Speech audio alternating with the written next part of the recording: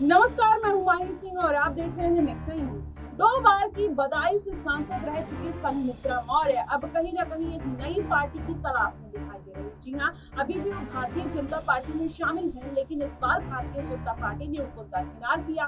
किसी भी तरीके की कोई जिम्मेदारी नहीं दी। 10 सीटों पर उपचुनाव होने हैं, ऐसे में भी माना यही जा रहा है कि भारतीय जनता पार्टी इनको किसी भी तरीके की कोई सीट नहीं देने वाली है। अब ऐसे में ये बात निकल कर आ रही है कि संघमित्रा मौर्य और किसी पार्टी का रुख करती हुई दिखाई देगी। अब ऐसे में स्वामी प्रसाद मौर्य को भी इस बार कुशीनगर सीट पर बड़ा झटका लगा है। अब ऐसे में अगर देखा जाए पूरा समीकरण, तो कहीं ना कहीं स्वामी प्रसाद मौर्य को भी एक मजबूत पार्टी की जरूरत है। वो पार्टी कौन सी होगी?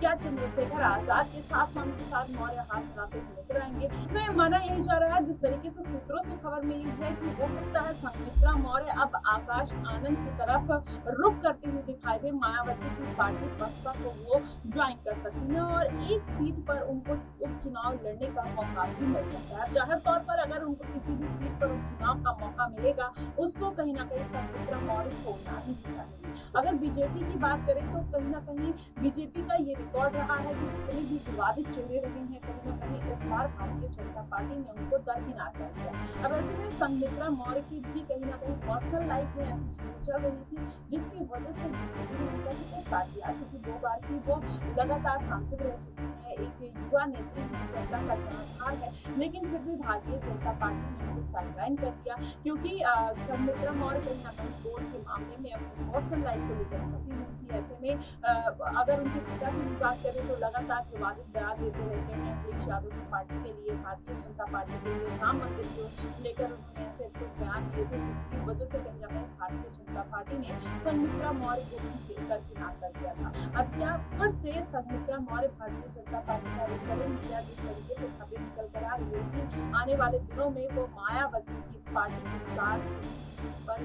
चुनाव मैदान में उतर सकती है? अगर ऐसा होगा तो जाहिर तौर पर मायावती को भी एक मजबूती मिलती हुई नजर आएगी, क्योंकि संघमित्रा मौर्य का एक जनाधार है और लगातार युवा नेत्री है और उनको राजनीति करने का थोड़ा एक्सपीरियंस भी है। अब ऐसे में कहीं ना कहीं आकाश आनंद के साथ अगर युवा चेहरे जुड़ते हुए नजर आएंगे, तो जाहिर तौर पर इसका फायदा मायावती की पार्टी को मिलता हुआ नजर आएगा। इसके पहले भी मायावती ने कहीं ना कहीं स्वामी प्रसाद मौर्य के साथ 25 सालों तक काम किया है। ऐसे में संघमित्रा मौर्य अगर उनकी पार्टी में शामिल होती है, तो जाहिर तौर पर मायावती के लिए कहीं ना कहीं एक अच्छी खबर भी होगी और संघमित्रा मौर्य को एक नई पार्टी का साथ मिलता हुआ नजर आएगा। इसके बदले देखना ये बेहद दिलचस्प होगा कि क्या भारतीय जनता पार्टी इतनी आसानी से संघमित्रा मौर्य को जान देगी या नहीं, या संघमित्रा मौर्य क्या इस बारे में कुछ बड़ा फैसला लेते हुए नजर आएंगे, ये भी देखना दिलचस्प होगा। लेकिन अगर पूरा समीकरण समझा जाए, तो अब कहीं ना कहीं कुछ ऐसे चेहरे हैं भारतीय जनता पार्टी में, जिनको माना जा रहा है कि अब उनका साथ छोड़ते हुए नजर आ सकते हैं, जिसमें अपर्णा यादव, संघमित्रा मौर्य,